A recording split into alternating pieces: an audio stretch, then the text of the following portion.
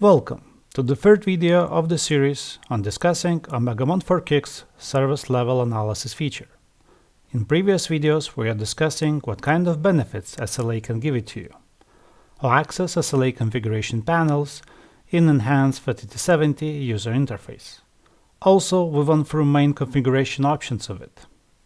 So today, I will give you an example on how to create custom service policy, activate it, and monitor it. For this example, I will use transactions that are currently executing on my demo system, which I want to classify and monitor based on the different service classes. So now let's access SLA configuration panel.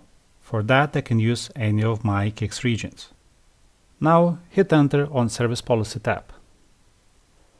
Then, at the table below, choose Option A to add new service policy.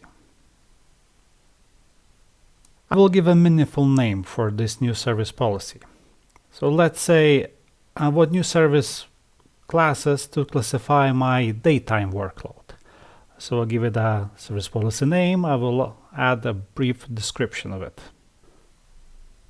Now, when new service policy is created, let's create a new workload. Hit Enter on the Workload tab, and then at the table below, choose Option C to create new workload. You can create workload and give it any name you like. I will name it in the same way as I name it new service policy.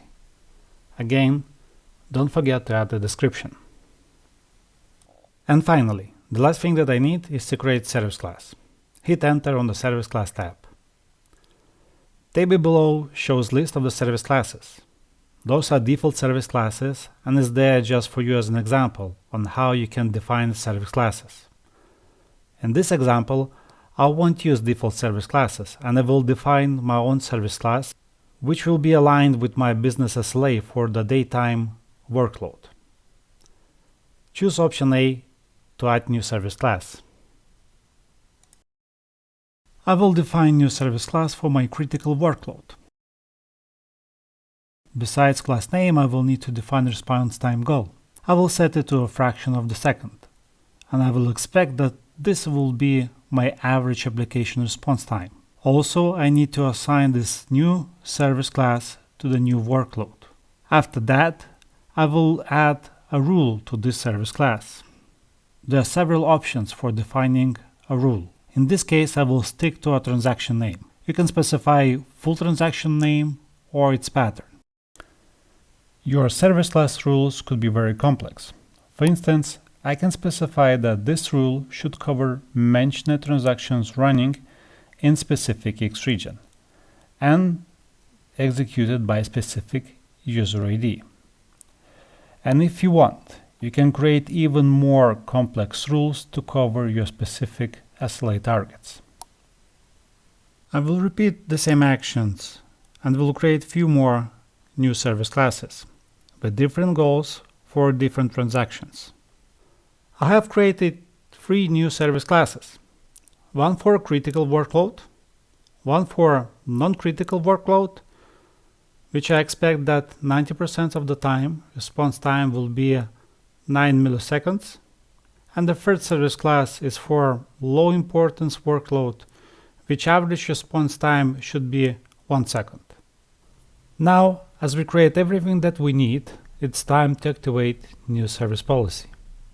Go to Service Policy tab, type A next to the policy name and hit Enter. When you're happy with the changes done to SLA, you need to go to SLA Options tab. After making any changes to SLA definitions, the OMEGAMON agents needs to be notified about the change. Place cursor on Update Agents and hit Enter. OMEGAMON agents will be notified to refresh SLA definitions. And we are now ready to monitor our newly created service classes. Let's check CICS Service Level Analysis workspace. For that, type P next to the CICS name and hit Enter. Then type R and hit Enter again. You now see currently active service classes. Here you can filter out service classes based on the class name or workload name. Let's now look into more details about service class, which has force performance index. In this case, is the service class for the critical workload. You now see service class details based on executing transactions and CICS regions, which serves those transactions. Performance index will indicate how far off you are from your performance goals. From here, you can look into more details about currently executing transactions and the CICS regions that serves those transactions. As well, you can look into historical data of it. I hope all of this will help you to better manage and monitor your CICS environment. Thanks for watching.